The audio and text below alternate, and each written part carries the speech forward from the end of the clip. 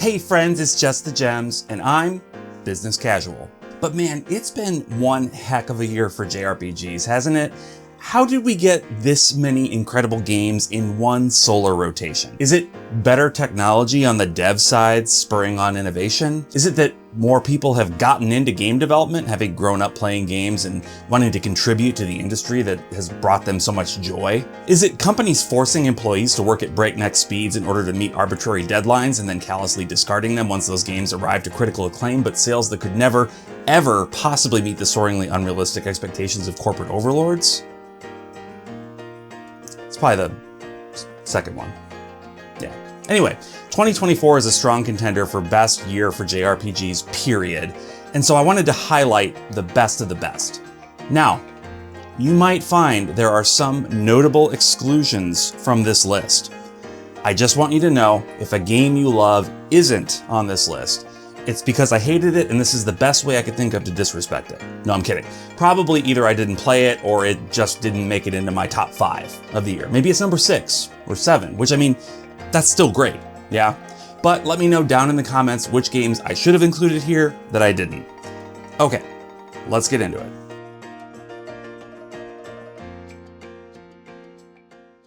I mentioned this in my review, but I didn't realize how much I missed playing Hironobu Sakaguchi games until I played Fantasian Neo Dimension. This is the long-lost Final Fantasy game, the unexplored evolutionary path of the series if it had continued in a different way under Sakaguchi's creative direction. Not to criticize modern Final Fantasy, that's not what this is about, but there's something magical about Sakaguchi's style. This might only apply to me and to others who grew up with his games, but Fantasian feels nostalgic, even though it's completely new. That nostalgic feeling is helped along by the score from Nobuo Uematsu, which is another thing I didn't realize I was missing. Most of my favorite video game composers, I still hear new music from them pretty regularly. But with Uematsu, I didn't follow Mistwalker's titles until now, so it's been years since I've heard a score composed by him. I absolutely adored hearing melodies that I could identify as being Uematsu-esque. You know what I mean? Like, when you love a musician enough, you really get a feeling for their style, so even when they're making completely new music, you can still tell it's them, and I got that feeling super strongly in this game. Fantasian deserves its spot on the list for reasons beyond just triggering all my nostalgic feelings, though. It has a compelling story and one of the most charming casts of original characters in JRPGs in recent memory. The charm of the cast is enhanced a ton by the voice work, which is completely new for the Neo Dimension release, and it's solid performances all around. The real star of the show, though, is the battle system. It's not perfect, but it brings so many compelling new ideas to the genre that I really hope game designers are paying attention. The way it allows you to manage random encounters using the dimension system, storing them away to battle all at once, and the way it uses trajectory to allow you to stack attacks against a ton of enemies at once, it's all fast and fluid and honestly kind of addicting. Like, in a lot of games, I get sort of tired of fighting at various points, but here, it was always fun, so that says something to me. One thing that I appreciate about the game's structure is the way it sort of models itself after Final Fantasy VI. Without spoiling anything, I'll just say that the second half of the game really opens up and allows you a ton of options about how and in what order you want to tackle things. That structure is a really great way of incorporating non-linearity into a genre that has almost always been about linear storytelling, and I wish more games would use that approach. Basically, I almost can't believe I just let Fantasian sit there in Apple Arcade on my phone for several years without really giving it a chance. But at the same time, I'm not sad I waited, because this is the definitive way to experience the game, and it was incredible.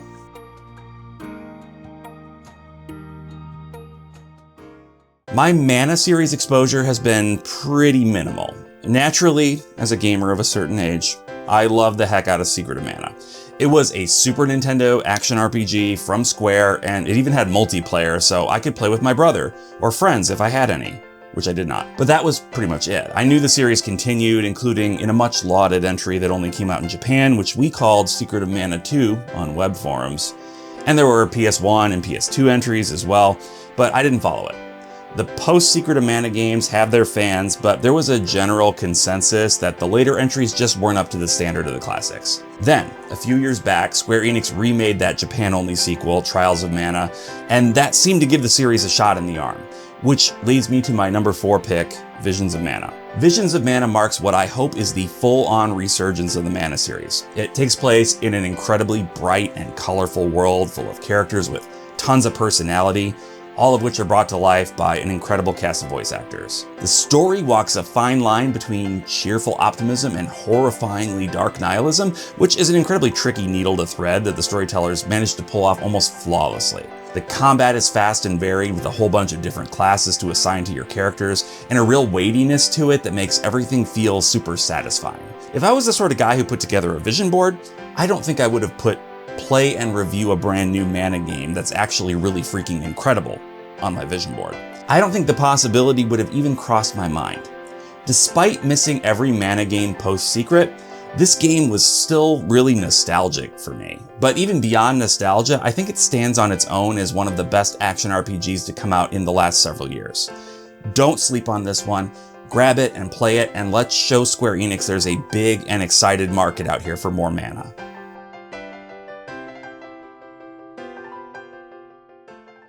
I binged my way through the East series a few years ago, right around the time East 9 was coming out, and I couldn't believe I'd waited so long to play these games. East is known for a lot of things in the JRPG world. Music that rocks your entire butt, action gameplay that's generally fast and furious, and a silent red-haired protagonist named Adol who manages to consistently find himself in the most dangerous and unfortunate situations, often but not always involving shipwrecks. East 10 Nordics continues all those traditions while at the same time continues the process of modernizing the series that began with East 8. In Nordics, Adol and his friend Dogi find themselves helping a group of Viking-style warriors combat the evil forces that are threatening the region. Unlike more recent entries, rather than having a full party of characters to swap between, East 10 gives you just 2, Adol and Pirate Princess Karja. Each controls similarly, jumping and slashing through enemies with the same level of polish you may have gotten used to seeing in other East games. Where this game differs is in the duo mode. At any point, you can hold down a trigger and cause Adol and Karja to team up, attacking together and stacking damage at an incredible rate. This also contributes to the other major change to the combat: blocking. I've always been a dodger when it comes to action RPGs, but East 10 insists you learn how to block. Huddling together in duo mode puts your characters into a defensive position so you can withstand blows and counterattack. Because not attacking is what allows you to block, you have to get good at knowing when to attack and when to stop. It took me a bit to get used to, but once I did, it quickly became second nature, and it now might even be my favorite East combat system to date. Outside of combat, East 10 introduces ship mechanics. You get your own ship to sail around the Gulf with, meaning you have an enormous region to freely explore. Beyond exploration, naturally, you'll find yourself in conflict on the seas from time to time, which brings in a surprisingly fun ship combat system. I've never been the biggest fan of naval warfare in games. The Assassin's Creed series lost me back when they started insisting on that. But this system really worked for me. It's just complex enough to be interesting, and the way you go about upgrading your arsenal is more entertaining than just buying things from a menu. You actually gain new abilities to use aboard your ship as you meet new crew members around the various islands. So you're rewarded in multiple ways for exploring and recruiting new people. If you're an East fan, I'm sure you've already played the heck out of East 10. If you haven't played an East game before, this is a great place to jump on board. Not only is it one of the earliest entries in terms of the series timeline, it brings with it the benefit of decades of gameplay innovation from this talented team.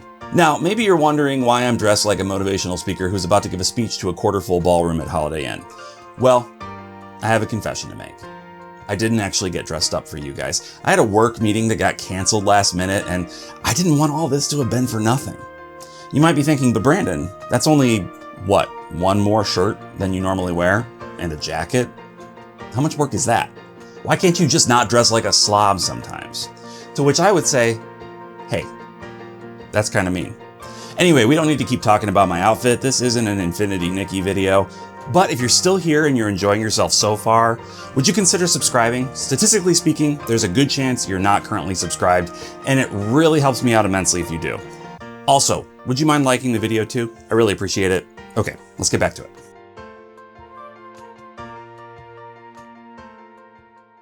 Two Falcom games in a row? People are going to be screaming about bias at this point.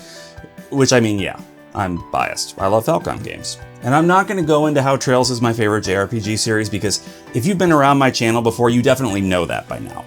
Instead, I want to focus on exactly why I think Trails Through Daybreak is both an excellent game and an excellent starting point for anyone not familiar with the series. Trails Through Daybreak marks a big shift in the storytelling of the Trails series. The last 5 entries all took place in largely the same region with the same enormous cast of characters, but Daybreak brings us to Calvard and introduces us to a new crew. Van Arkwright is the new protagonist. He's sort of a work-for-hire guy who'll take on a job from anyone, good or bad, so long as the job itself doesn't contradict his personal ethics. He meets Agnes, a high school girl with a secret who needs his help, and this sets a whole bunch of gears in motion that are almost definitely going to have huge repercussions for the entire Trails series as a whole. Daybreak is a great game because it is Trails gameplay beautifully refined. The turn-based combat system has evolved over the last dozen games into something tight, fast-paced, and strategic. Now more than ever, a character's position on the battlefield plays a huge role in how battles play out, and because of that, you now have complete freedom to move each character on their turn. It's really cool because even though it's fundamentally the same battle system I've experienced in the previous Trails games, it feels so fresh and new at the same time. Aside from the turn-based combat, there's new optional action combat as well. Prior to launching into turn-based mode, you can freely attack enemies on the field. Stunning an enemy with action combat, then switching instantly to turn-based combat gives you an advantage, so it's definitely worth engaging in the action side of things. The Trails storytelling formula is back here with the game divided into chapters, and each chapter introducing a new major character and piece of the conflict. Side quests are numerous and almost all interesting and engaging. The music is as great as you'd expect from the Falcom sound team. The graphics are yet another step up from the previous entries. It sets a new standard for the Trails series, and it serves as the perfect example of how to handle long-form storytelling in video games. See, unlike some other long-running series of games that have one continuous story, Trails tells its story over multiple arcs. Each new arc has a new main and supporting cast of characters, and while characters from other arcs will frequently make appearances, there's nothing in those appearances that requires you to have previous knowledge in order to understand the story. However, for those of us following along from the beginning, this means that we get the extra fun of seeing and interacting with favorites from the past while the overarching story continues moving forward. Daybreak is a great entry point because it's the most refreshingly modern Trails game yet. It can be challenging to go back and play a 20-year-old game for some people, which is how old the first entry in the series is now, so coming on board with Daybreak will let you determine whether the series is for you, while simultaneously giving you a great JRPG experience on its own. If you like Daybreak, then hey, you've got a whole bunch of games waiting for you to play. It's a win-win. A new Trails game is always going to be a big deal for me, so you might not be shocked to see it so high on my list. Daybreak and its characters are still living rent-free in my mind, and I can't wait for the sequel in February.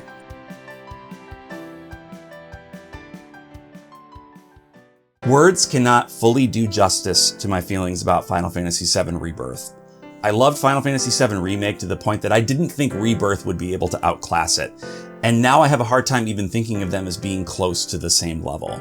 Rebirth just so thoroughly blew me away. I know that sounds hyperbolic, and of course, not everyone is going to see it this way, but Final Fantasy VII Rebirth is exactly the game I needed, even though I wouldn't have been able to tell you why prior to playing it. Somehow, in remaking the middle section of Final Fantasy VII, Square Enix unlocked what looks to me like the perfect formula for the series to follow going forward. It modernizes the world, the characters, the story, and the combat of Final Fantasy VII, and does not compromise on the vision one bit. The world is enormous. I had assumed they would just have lots of fades to black, and just have characters showing up at new locations, but no, these maniacs actually created an entire enormous world to explore.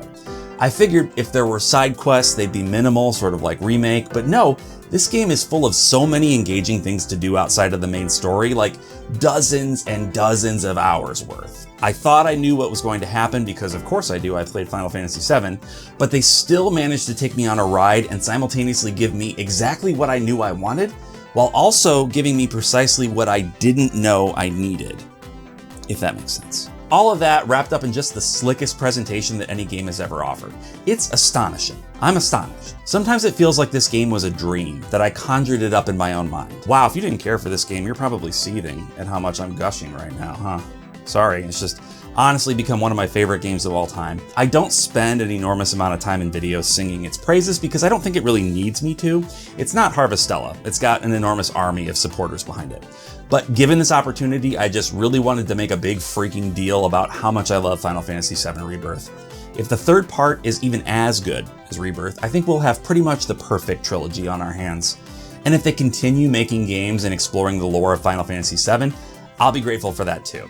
It is unambiguously my game of the year. Well, that's it. What did you think of my picks? I'm sure I've upset someone, but remember, I'm just being honest about my experiences with these games. Tell me your experiences down in the comments. Thank you all so much for watching, for subscribing, for commenting, for engaging with me here or on social media. You are all really incredible. Well, some people are mean, but 99% of you are awesome. Thanks again for watching, and until next time,